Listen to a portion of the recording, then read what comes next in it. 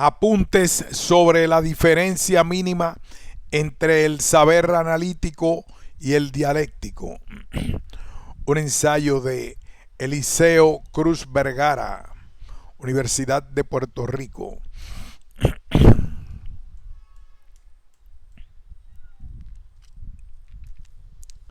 Resumen: como tanto el saber analítico como el dialéctico son componentes de aquella racionalidad occidental que aspira a reclamar el conocimiento verdadero de la realidad, resulta necesario identificar el argumento que nos clarifique lo mínimo de la distinción entre ambos.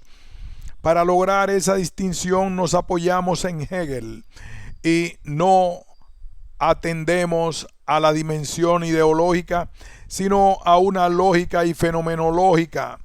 Pero aunque Hegel logra culminar el saber dialéctico y lo emplea para pasar juicio sobre la insuficiencia del modo analítico del saber, su argumentación, aunque es profunda y convincente, podría parecer insuficiente en cuanto no reconoce expresamente que ambos saberes aspiran a conocer la totalidad.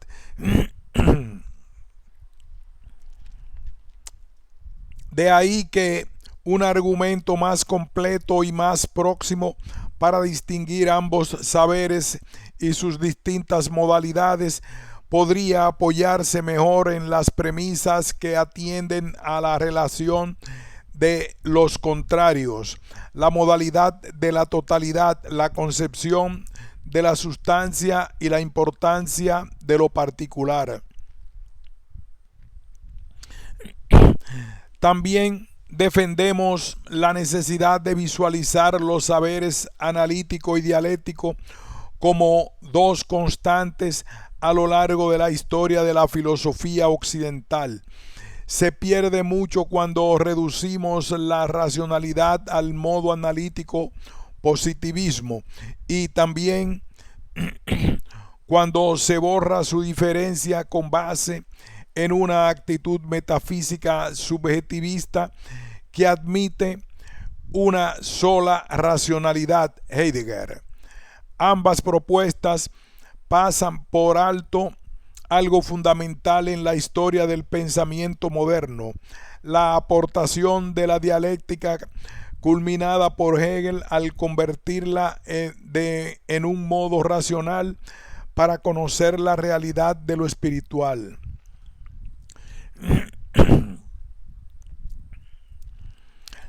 Tanto el examen de la filosofía antigua griega como el de la moderna que culmina en Hegel y contemporánea nos permiten constatar la presencia de dos maneras fundamentales y diferentes de concebir tanto al ser o a la sustancia como al pensamiento mismo.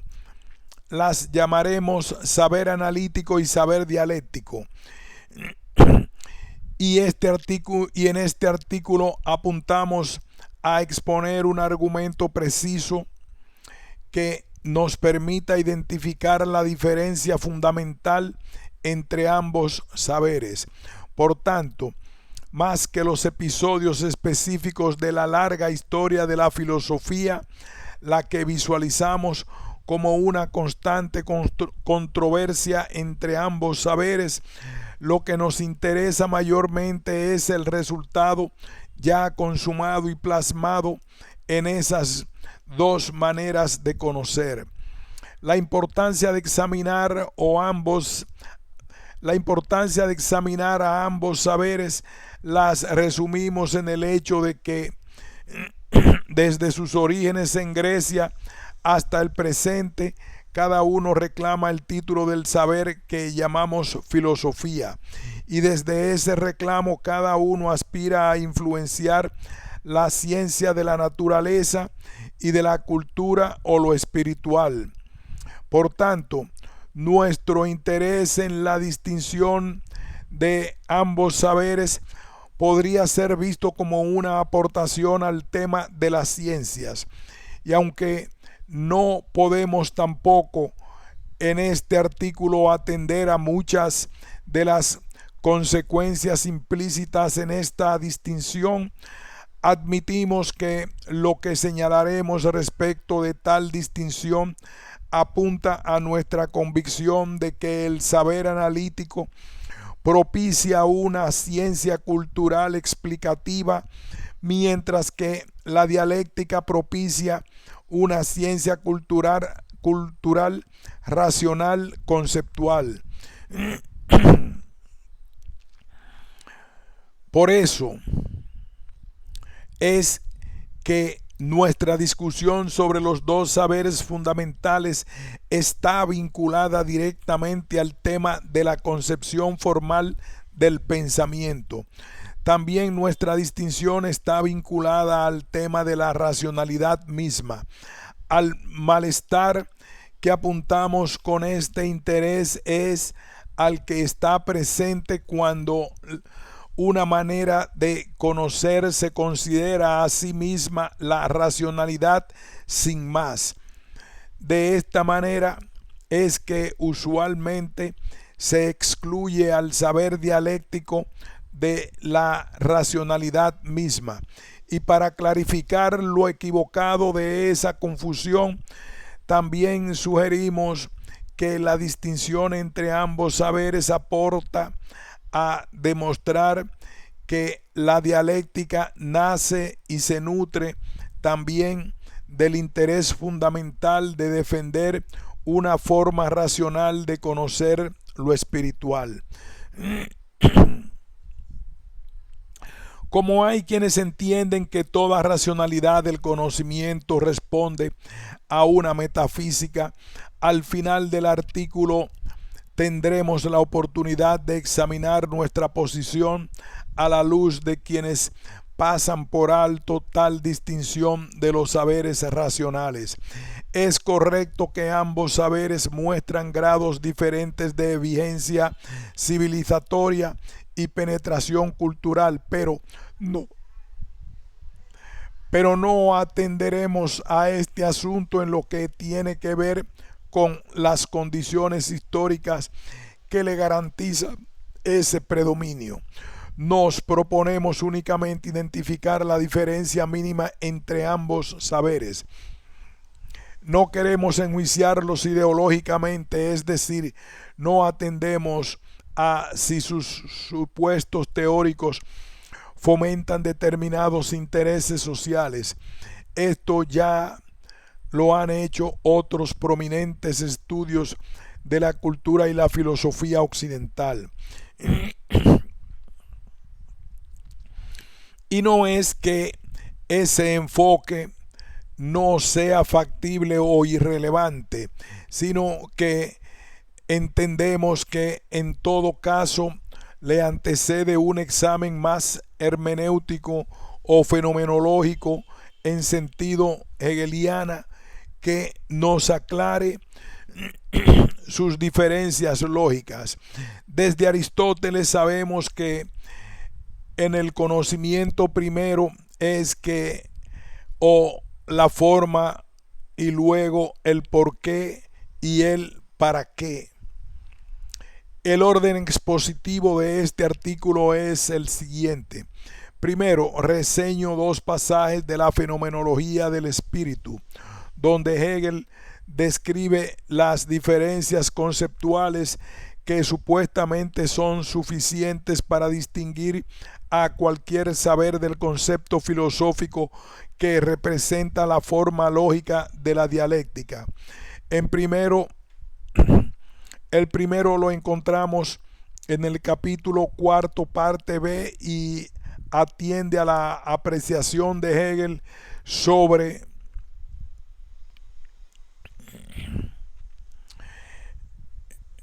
lo que hace del nivel conceptual que representó el estoicismo y el escepticismo antiguos. El segundo lo encontramos en los párrafos 28 al 35 del prólogo de la misma obra, y es la ocasión cuando Hegel define la particularidad de los tres modos de conocimiento humano. El propósito de examinar ambos pasajes es ofrecerle al lector una de las muchas oportunidades posibles de entender la reflexión del propio Hegel sobre lo que caracteriza el concepto dialéctico o filosófico. En segundo lugar, intento simplemente clarificar la misma caracterización de Hegel que expone, aunque apoyándome en una argumentación lógica que atiende a la crítica histórica tradicional contra la dialéctica y que la defiende del reproche de que es un modo de conocer qué pasa cuando pasa por alto el principio de contradicción y que ignora la particularidad del ser. Nuestra argumentación está orientada a defender tanto la vigencia y la actualidad de Hegel como lo que considero es su principal aportación al tema de la ciencia de lo espiritual, defender un modo racional para reconocimiento de la cultura.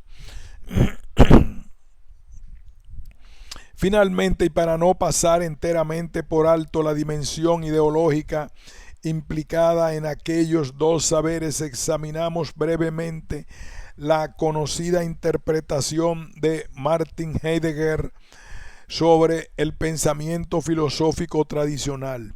Nos parece que su crítica de la racionalidad occidental como una metafísica subjetivista pasa por alto la distinción entre saber analítico y dialéctico. De hecho, este artículo nuestro tiene que ver también con la definición de la racionalidad en el contexto del tema particular de la ciencia cultural. Sabemos que analizar implica separar y que dialéctica implica vincular opuestos. Para vincularlos hay que suponer que se refieren uno al otro, exigir que se atienda a esa referencia en un opuesto a otro como un principio lógico fundamental es un mérito de Platón. Lograr entender que la verdadera reunión de los opuestos implica identificarlos y diferenciarlos al mismo tiempo es la aportación de la dialéctica especulativa de Hegel. Lo que nos interesa aclarar es cuáles son los fundamentos lógicos que están implícitos en la separación del análisis y en la reunión de los opuestos en la dialéctica. Y hay dos caminos que se complementan para ayudarnos a entender las operaciones lógicas de ambos saberes. El primero es recurriendo a Hegel como quien culmina el pensamiento dialéctico. El segundo es un esfuerzo nuestro paralelo consistente en presentar algunos argumentos que consideramos decisivos para entender a Hegel y para lograr comprender la distinción de aquellos dos saberes. Comienzo con la reflexión de Hegel cuando examina fenomenológicamente las dos distintas figuras del saber de la conciencia con el fin de demostrar sus aportaciones a la dialéctica especulativa. Son las dos figuras que disfrutan de aquel proceso de interiorización que en el mundo griego hizo posible el desarrollo tanto de la reflexión como de la esencia del pensamiento, como el nacimiento de la lógica como ciencia. Antes de seguir, es pertinente una anotación sobre el concepto de examen fenomenológico. Para Hegel es el examen que se atiene a lo que el fenómeno mismo nos manifiesta. Claro está, en cuanto fenómeno, el objeto muestra al mismo tiempo lo que es y lo que no es. El no ser no está fuera del objeto. Por eso, el objeto es siempre más de lo que es. De ahí que pueda anunciar desde su interior lo que está por venir. Mi interpretación es que ese objeto capaz de tal reflexión y anunciación fenomenológica es lo espiritual. Otro aspecto fundamental del examen fenomenológico es que lo anunciado es también anticipado. Si, por ejemplo, el saber de la conciencia anuncia un saber diferente, es porque sabemos lo que suponemos. Y el saber que en un examen fenomenológico ya sabemos, pero que al mismo tiempo esperamos se anuncie, es el que llamaremos dialéctica especulativa. En este momento basta con indicar que tal saber refiere a la particular vinculación de los opuestos que define a la ciencia que Hegel llama filosofía. De acuerdo a la historia tradicional de la filosofía occidental, las corrientes del estoicismo y del escepticismo representan junto a la escuela epicúrea la culminación de un proceso de interiorización que resaltará la importancia del pensamiento y la subjetividad tanto para la acción como para el conocimiento. Al menos en la fenomenología de Hegel le interesa examinar ambas corrientes a la luz de sus logros conceptuales una vez se considera el pensamiento como principio, como Platón y Aristóteles, y se logra sentar las bases tanto para una lógica que incluya la alteridad como regla del saber.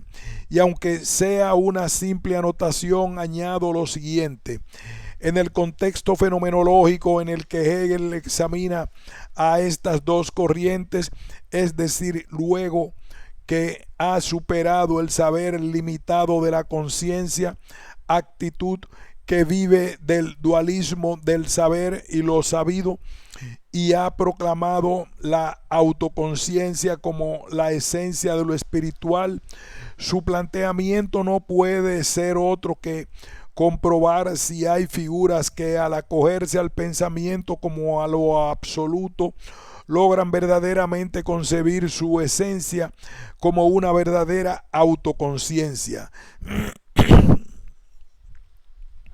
La estructura lógica de la autoconciencia es la infinitud o la negación determinada.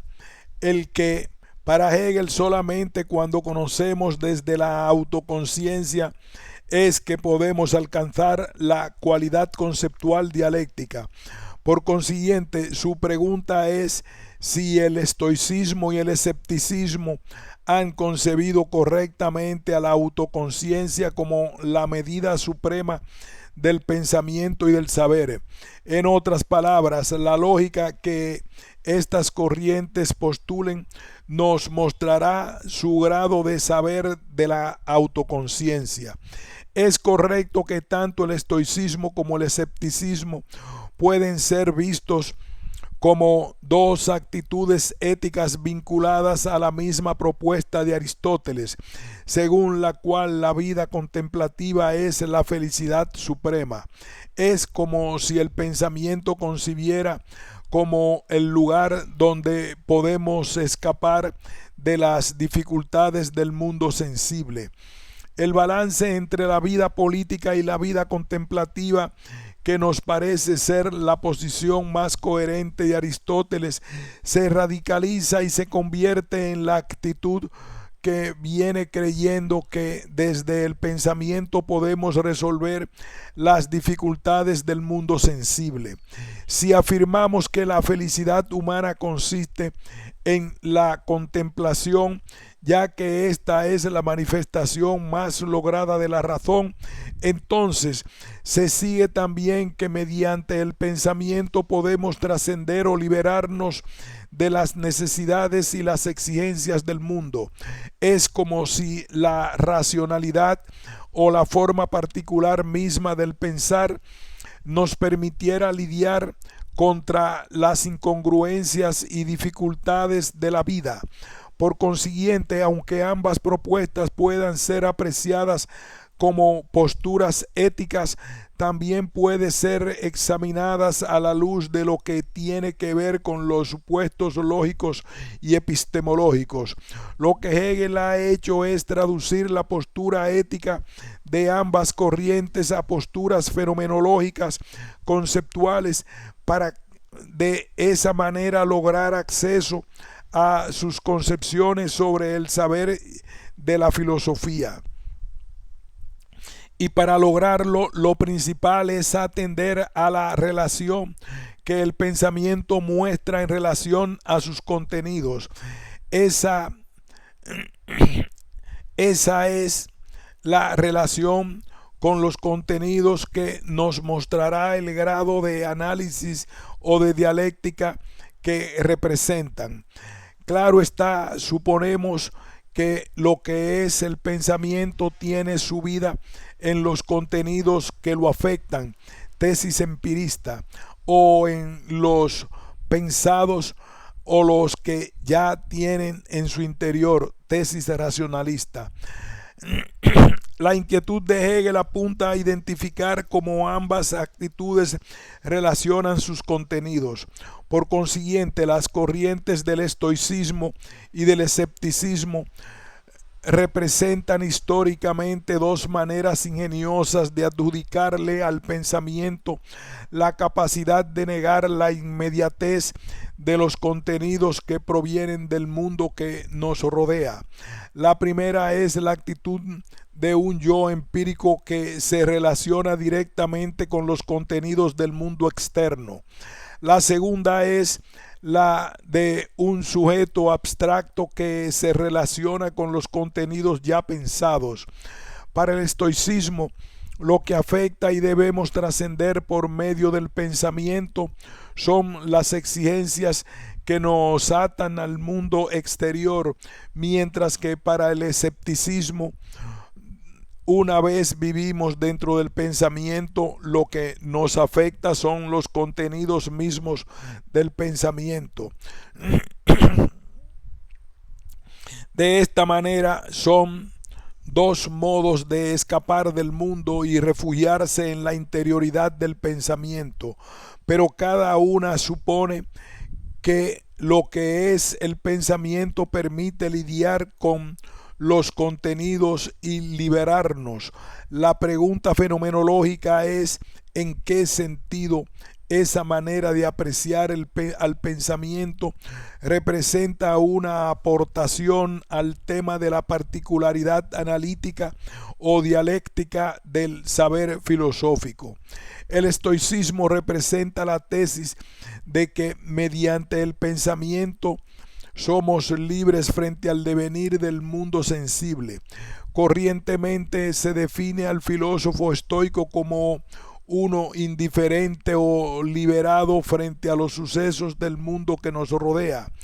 Pero detrás de su indiferencia, el estoico como filósofo o conocedor del mundo, se revelan dos aspectos importantes. El primero es su concepción del pensamiento como instancia inalterable de lo universal, y lo segundo es su criterio para determinar la verdad o falsedad de los contenidos. Desde el primer aspecto, el estoicismo es la continuación de la actitud que aparece una y otra vez en la filosofía griega antigua, la de negar el devenir en función de lo que no cambia, como son las esferas del pensar y las ideas. Tal vez lo nuevo es que a ese reino del pensar se le considera en ahora como un espacio de la libertad frente al mundo y sus cambios. La consigna del estoicismo es que el pensar nos permite ser libres frente a las cadenas y vaivenes de la vida. Se renuncia a la vida para escapar al reino del pensamiento.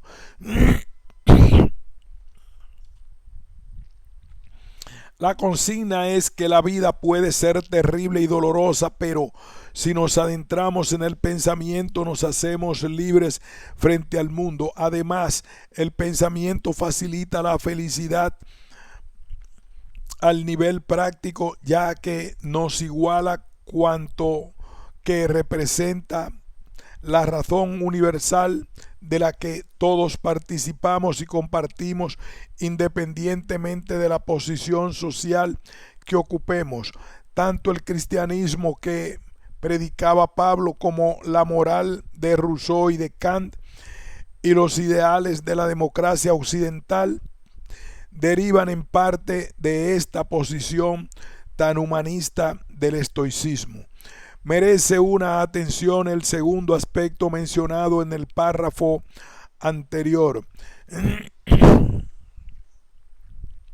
Es el que nos permite destacar que la filosofía del estoicismo es sin duda alguna la de un yo singular y empírico que independientemente de su condición social se retira de las cosas del mundo y encuentra en su interior la salvación y la libertad. En ese sentido es que para el estoico el mundo verdadero es el pensamiento y a partir de ahí se ocupa del pensamiento mismo, y uno de los resultados de su reflexión es la lógica que concibe en cuanto ciencia del pensamiento. Ubicado en esta dimensión el estoicismo, y este es uno de los grandes méritos, fue capaz de desarrollar los principios de la lógica tradicional como tal. Y esto fue posible porque los contenidos que antes afectaban al pensamiento desde el interior han sido anulados o puestos entre paréntesis mediante una mera manera de considerar las relaciones del sujeto en su mundo. Lo que resulta es la ocupación del pensamiento con sus propios contenidos internos. Y en este sentido el estoicismo hace suyo la imagen de Aristóteles del Dios como pensar del pensar, es decir, que lo que Dios ama como objeto de su pensar es al pensamiento mismo. Por tanto, tanto Aristóteles como el estoicismo representan una fase de la autorreflexión o interiorización que es en el mundo antiguo cuando culmina en el descubrimiento de los aspectos más formales del pensamiento.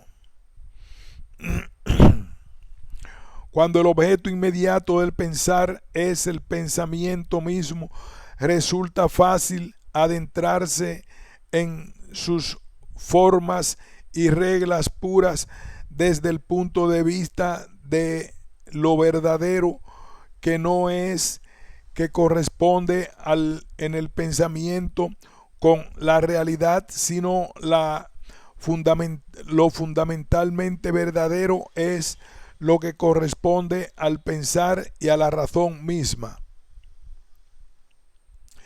En otras palabras, que lo único que puede ofrecer como contenido válido o verdadero son nuevo objeto o contenido del pensamiento, son las leyes del propio pensamiento, y ese es el mundo de la lógica.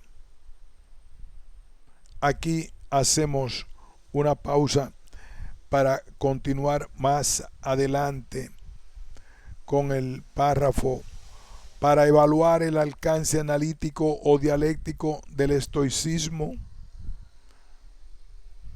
Pausamos.